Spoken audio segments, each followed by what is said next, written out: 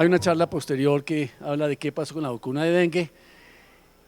Yo decidí hablar de qué pasó con la vacuna contra herpes zóster. Ya les contaré. Esta es una enfermedad seria. La impresión de mucha gente, incluyendo médicos y dermatólogos y pacientes, es que esto es un brote, pues, y le da uno antivirales y pare de contar.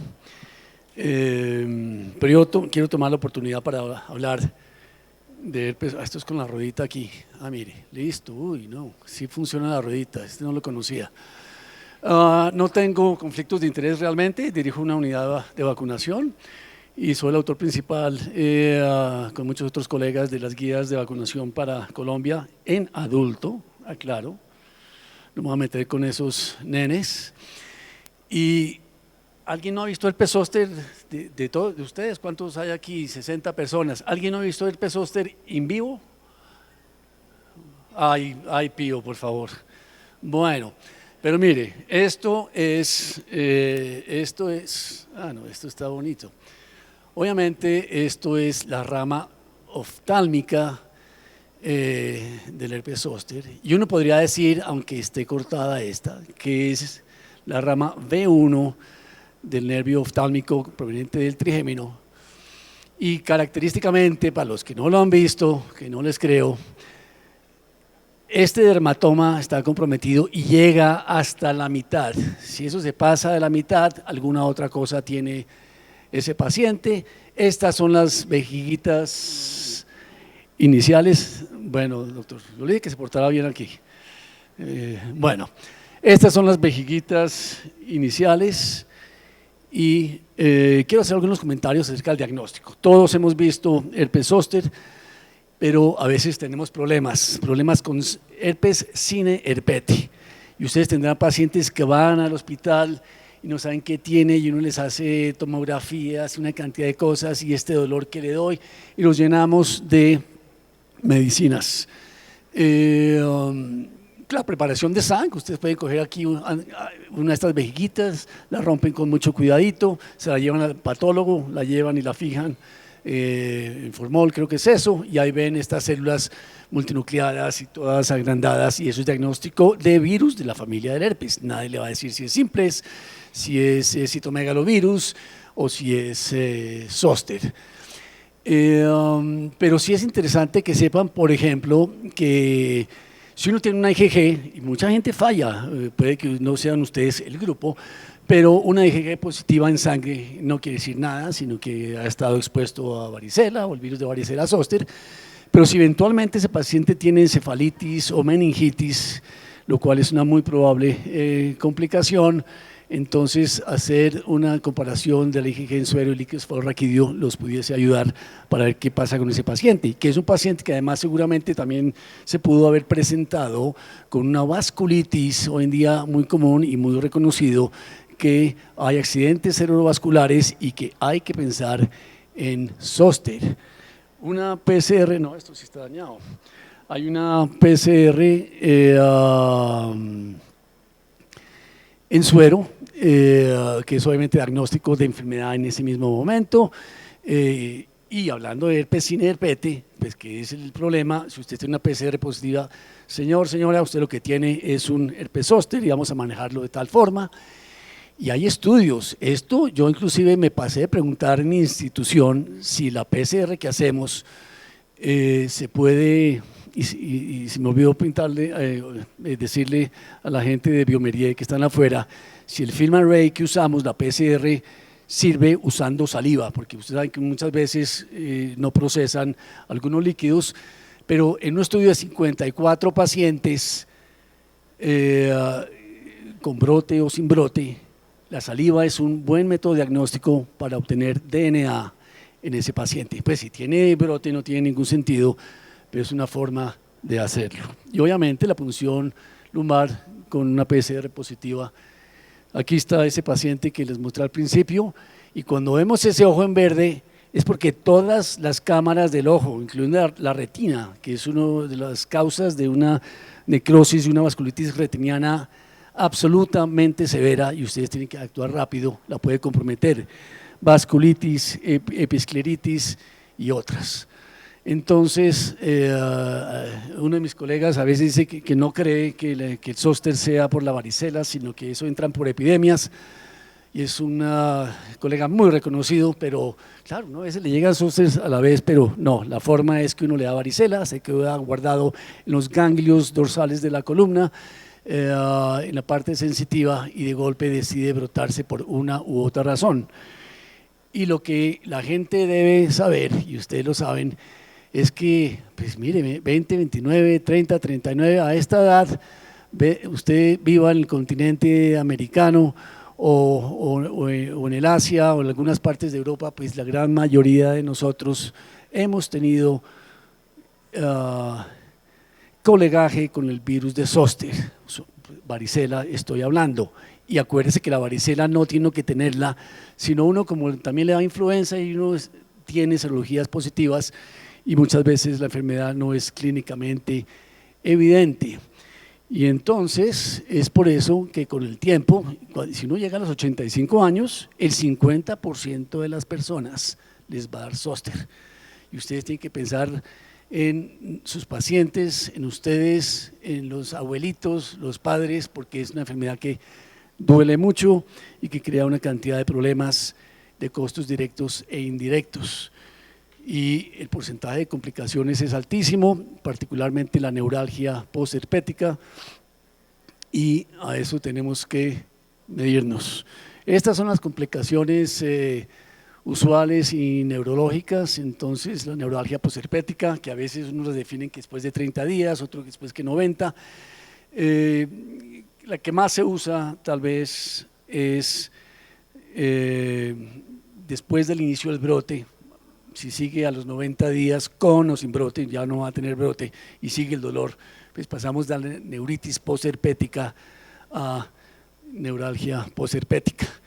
Esto sirve más bien para cuestiones epidemiológicas y yo creo que el manejo del dolor, en mi institución eso le da morfina a todo el mundo, creo que salen para el Bronx, y entonces cuando nosotros metemos la cucharada, gracias a Dios, pues empezamos con rutinas más tranquilitas, desde el Dolex para adelante, y después llamamos a clínica del dolor.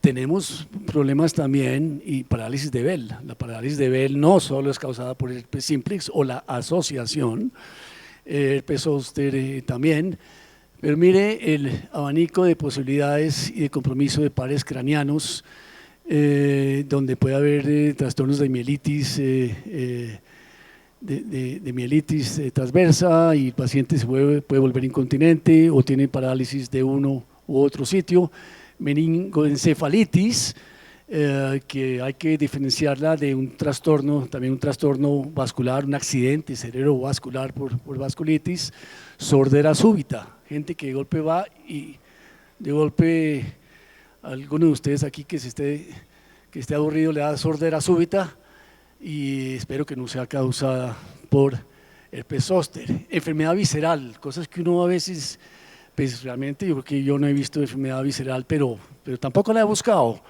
Entonces eso es una cosa que hay que reconocer. Cerebritis, complicaciones oftálmicas, como vieron ese paciente, comprometiendo la córnea, la esclera, con epiescleritis, conjuntivitis, neuritis óptica, y obviamente ya hablé de necrosis retiniana aguda.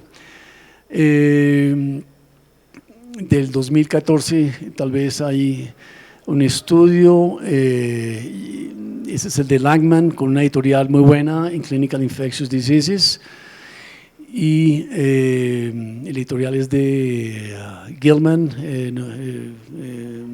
Gilead creo. Ese es otro estudio chino, pero de la correlación que hay, y ustedes saben que esta correlación se ha hecho con otras enfermedades. El paciente que le da influenza, por ejemplo, que es el más connotado de los ejemplos, y es el paciente en que la íntima llena de colesterol se empieza a desestabilizar y a liberar eventualmente por el movimiento de citocinas, etcétera, y causan un accidente cerebrovascular o un infarto del miocardio. Pues aquí es lo mismo y se ha demostrado que el paciente que le da zóster, otra razón para inmunizarlo, en los siguientes 6 meses, especialmente en las primeras 4 semanas, tiene mucha más probabilidad de que le dé un accidente vascular causado por esta desestabilización. Los nervios suplen por encima de la arteria y de diferentes tamaños, no solo arterias, arteriolas, sino más grandes, suplen por afuera y atraviesan hasta la íntima también y causan compromiso. Inclusive también se ha postulado que el paciente que ha tenido herpes zóster y que se ha afectado la íntima y el meso de esa arteria empiezan a ser como divertículos, por usarlo de esa forma, se medio chipotea la llanta, se chipotea la arteria y quedan con aneurismas pequeños que después esos pueden causar complicaciones. Y obviamente la infección bacteriana que de vez en cuando la vemos. Y arteritis temporal, que tanto la buscamos y hacemos biopsias para el paciente que tiene fiebres prolongadas y cefalea, es otra causa. Es otra de las cosas que se está viendo y de hecho hay estudios donde se ha encontrado DNA en arterias temporales y eso no mucha gente lo sabe. Entonces, neuralgia posherpética, y esto es del estudio de Oxman en el 2005, todos que estábamos esperando la vacuna contra herpes zóster. Pues esta es una de las diagramas donde muestra que a los 90 días, en este caso, obviamente otros textos dicen que es un poquito menor, otros que es un poquito mayor. Hay que arreglar esto. Bueno, pero la gran mayoría de las personas se les va el brote y relativamente pronto, pero esto es una cifra muy alta. La otra cosa que eso es la experiencia de muchos de nosotros. Y por eso es que a veces hospitalizamos a los pacientes y no, está bien, está en urgencias y que le brote y que no duele mucho. Pero, ojo, porque ese paciente lo mandan ustedes para la casa, especialmente si es un paciente de enfermedad avanzada y empieza a doler al 5.º día, 4.º, 5.º día, está divinamente. Y yo les digo, ve por qué no lo dejé ir a la casa, hay que tener cuidado en ese sentido. Y obviamente la estancia hospitalaria varía en diferentes regiones, 10 días. Yo he tenido gente de casi un mes en el hospital, porque no se aguantan el dolor y con clínica de dolor, y que se quedan y no se van y no se quieren ir. Y el que se quiere ir se va y vuelve y hay que hacer otra serie de cosas, pero siempre existe la morfina, ¿no? Como dice la clínica del dolor. Y yo me muero del susto. Bueno, 10% de los pacientes con herpes zóster mayores de 65 años se hospitalizan y hay ausentismo y hay presentismo y eso cuesta una cantidad. El que tiene herpes moderado o severo, pues obviamente ausentismo, pues de una vez cancelan y no sabemos por cuánto va a cancelar el trabajo. Eso cuesta una cantidad. Y el presentismo, que es otra palabra que es relativamente buena, es nueva, es estar uno trabajando y pensando en quién sabe qué y con el dolor, y eso le cuesta una cantidad a las industrias, y pues esto además es un costo familiar, es decir, el dolor, la interacción del paciente con la familia y con sus colegas, etcétera, etcétera. Entonces esos son problemas. Herpes, si uno no le da herpes zóster, pues no le va a dar neuralgia posherpética. Antivirales, hay que darlo rápido, pero inicialmente, claro, y los infectólogos, y ustedes saben que el paciente llega a urgencias, lo ve ortopedia primero, y entonces le ve el dolorcito aquí, y que le duele aquí tan raro, mire cómo me duele aquí, desde aquí, acá, ¿no? Entonces llega, le zampan ahí sus analgésicos, le dañan los riñones, le causan la gastritis y viene 2 días después. Idealmente, pues si uno tiene la intuición y tiene la experiencia, ahí es cuando hay que arrancarle antivirales. Yo prefiero valaciclovir que aciclovir. Hay estudios, y si hay estudios, el primero en el año 95 en que valaciclovir actúa más rápido, la farmacocinética es mejor, y otro de los líos que pasa de verdad con el Zoster, perdón, con el aciclovir, es que con esa mano de pastillas, y entonces no hay sino de 200 miligramos en la farmacia, entonces hay que darle 5 pastillas 5 veces al día o 4 pastillas 5 veces al día, y eso es un lío. En ese sentido, pues sí es peor el aciclovir. Yo trato de usar lo poco que hay de estudios comparativos para usar valaciclovir. Pero pues no es que vayan a hacer mucha diferencia los días, es decir, esto no es la panacea, no va a impedir la neuralgia postherpética, pero sí va a ayudar con la extensión del dolor, la excreción viral, y también hay pruebas de que el valaciclovir disminuye en varios días la extensión del dolor en el tiempo. El uso de opioides a veces no es lo mejor. Esteroides raramente los usamos, particularmente pues no se atrevan si el paciente es hipertenso, si tiene hiperglicemia, etcétera, etcétera. Y lo que hace realmente es mejorar la calidad de vida. Que paciente tenga lo que tenga, le dan esteroides, no se mejora de alguna cosa. Se sienten energéticos, vigorosos, y eso es lo que hacen los esteroides. Muchas veces vamos aumentando el armamento a medida que se prolonga el dolor, y les damos anticonvulsivantes, amitriptilinas, cosas de ese estilo. Y los tópicos, yo no creo en los tópicos, pero el dermatólogo siempre lo va a untar, esconde el herpes, ya no se ve el herpes, y entonces quedó curado el paciente. Por eso no los invito yo a los dermatólogos. Esta es la vacuna que hemos tenido entonces desde el 2006, o eso fue en los Estados Unidos, pero salió en todo caso como en esa época. Y es una vacuna de virus vivos, contiene 14 veces el número de placas no, creo que eso está también dañado. 7,55, gracias. Bueno, es una sola dosis y tiene una protección más o menos del 50% entre los 50 y 70 años. Es decir, si uno coge a todos los pacientes, neuritis por Zoster la previenen en un 50% de los casos, y la neuralgia postherpética alrededor de 60 y pico. Sin embargo, la costo-efectividad, yo siempre les indico, pónganla entre los 60 y 69 años, sin importar qué, es decir, absolutamente. Después de los 60 años, 1 de 3 pacientes le va a dar herpes zóster. Ahora, y si hablamos de los 80 años, pues a la gran mayoría, eso es como cáncer de próstata, más o menos para hacer la analogía. Entonces, es una vacuna que es moderadamente efectiva. Sin embargo, y ustedes saben que no dura toda la vida. Y esa es la primera tristeza que ya está discutido y ya está en los estudios, que después de 5 o 7 años, quién sabe cuánto va a servir. Entonces se la pone uno al tipo a los 55 años, a los 50 años, y quién sabe cuánto va a durar. Lo que yo hago siempre es el paciente que tiene 50, 55 años, por costos, porque le tocarán otras vacunas que yo considero en ese momento más importantes que la influenza, que el neumococo, por tal y tal.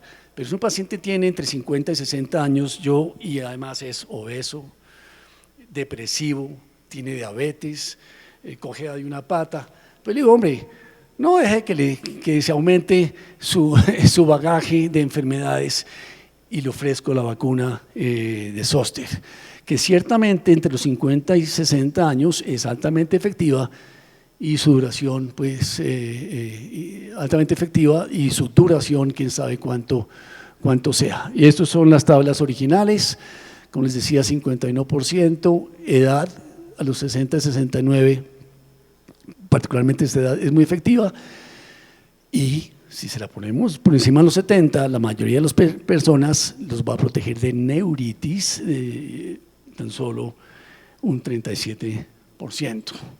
Y este es el estudio que posteriormente vino el estudio CEST, donde se evaluó que en los pacientes entre 50 y 59 demostró que es altamente efectiva. Claro, no se ha absolutamente disuelto el sistema inmune, todavía aunque ya ha empezado la senescencia de la inmunidad, pero de nuevo, se la pongo a los 55 y después ¿qué?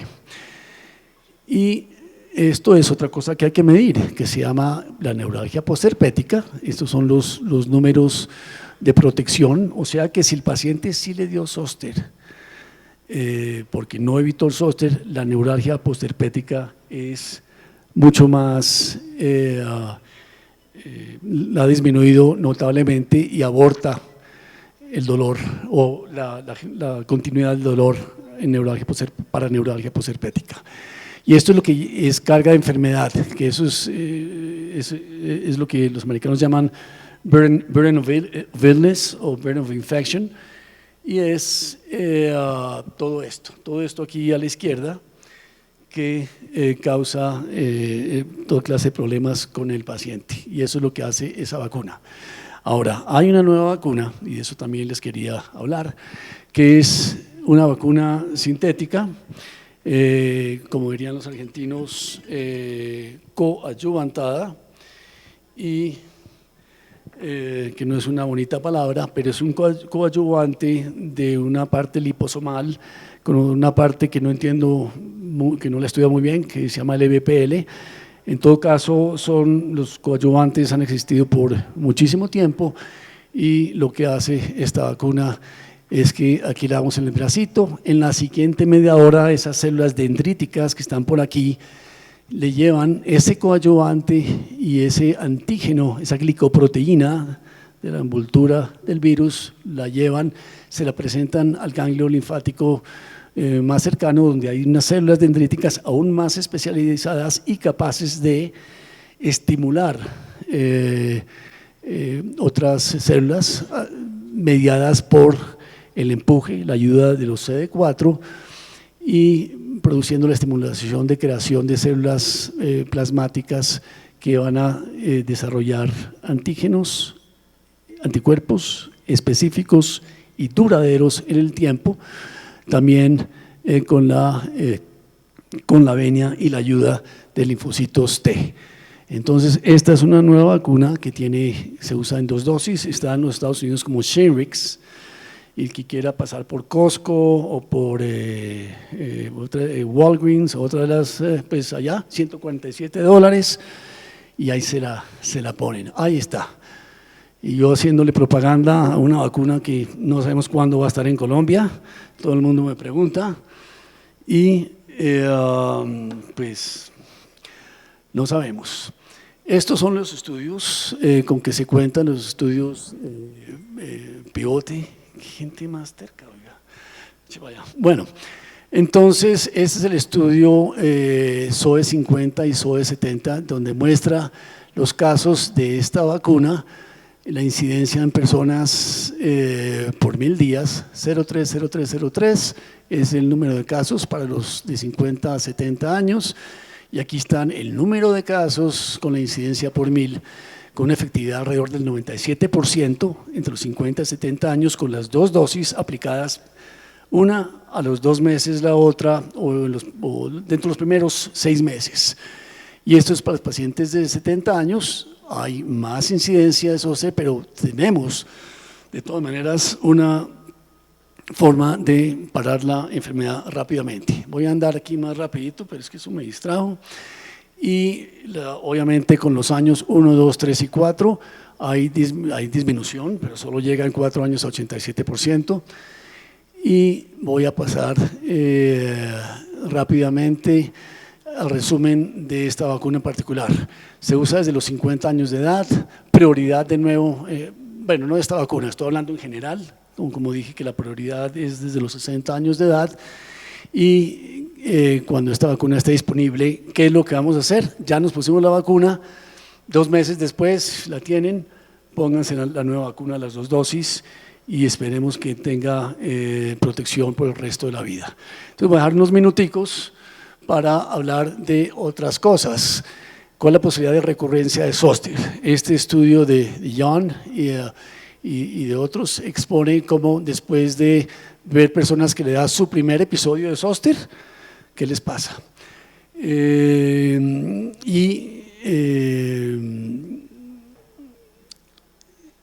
Después de que los vacuna y le da su primer episodio de zóster, esta es la incidencia o la recurrencia a 2, 4 y 6 años de edad, después de ser vacunado, perdón. Y este otro estudio de California con una cantidad de pacientes importantes que muestra casos, una recurrencia más baja, pero la gente le pregunta a uno cuál es la posibilidad de que uno le dé zóster, y la posibilidad de que uno le dé zóster está alrededor de esos números, y usualmente yo favorezco a las personas muy mayores o a las que son inmunocomprometidas, si se puede, para inmunizarlos. Obviamente con la nueva vacuna, cuando se tenga, no hay importancia de si está inmunocomprometido o no. Con esta que tenemos, que quede claro que si tiene alto compromiso el paciente sistémico de estar inmunocomprometido, pues mucho cuidado con no hacerlo. Se puede vacunar contra, si además se vacuna con neumonía, porque eso es de las otras cosas que hay que pensar. Con la vacuna Prevenar no pasa absolutamente nada, y yo entre más vacunas le puede poner al paciente mejor. Hay que aprovechar la visita del paciente, no importa por qué venga. Y lo único que sí se ha visto es que si toca usar la vacuna Neumo 23 o la vacuna polisacárida, puede que eso ocasione una dificultad por lo menos transitoria en la producción de anticuerpos contra el herpes zóster. Tratar de no hacerlo, pero inclusive los americanos dicen, si usted tiene el paciente ahí, clávelo. ¿Ok? Así de claro. ¿Quiénes absolutamente no se pueden vacunar contra zóster? Los pacientes que tienen artritis reumatoidea, enfermedad inflamatoria del colon, lupus sistémico y otra variedad de enfermedades inflamatorias donde reciben una cantidad de inmunosupresores, también tienen alta incidencia de zóster. Entonces hay que ver cómo los vacuna uno antes, si eso es posible, y si no tienen una dosis, digamos, de metotrexate muy alta. Creo que el punto de corte es 0.3 miligramos por kilo semanal, o de azatioprina, que también tiene otra medición. Las dosis de esteroides han sido cortas por periodos cortos o continuamente, pero menos de 20 miligramos se puede vacunar. Es una enfermedad que es muy dolorosa y que obviamente pero están mucho más a riesgo.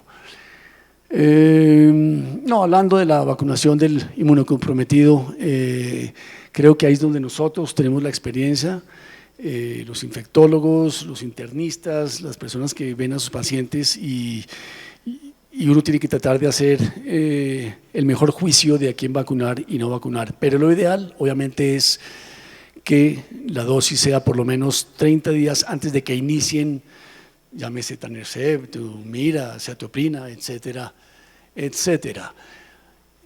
Y aquí con una propuesta desde Cali me estaba preguntando aquí el doctor, la varicela es subclínica en muchísimos niños. Si tiene anticuerpos esa persona, dice, pues no, pues si no lo han vacunado es porque le dio varicela, no hay duda.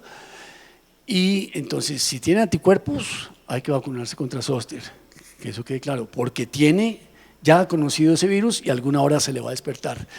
Si no tiene anticuerpos, pues vacúnese contra varicela. La incidencia de, y esto es una de las preguntas que al principio se hizo muchísimo, la incidencia de zóster en pacientes vacunados contra varicela es muy, muy, muy poca. Entonces el paciente lo vacunan contra varicela a los 30, a los 40, a los 50 años, y eso es lo que la ley dice en este momento. Bueno, eso era todo, me pasé un par de minutos y si después hay tiempo pues lo discutimos, pero quiero que piensen en zóster como una enfermedad sistémica, severa, y que por ahora hay una vacuna medianamente buena que no dura toda la vida. Gracias.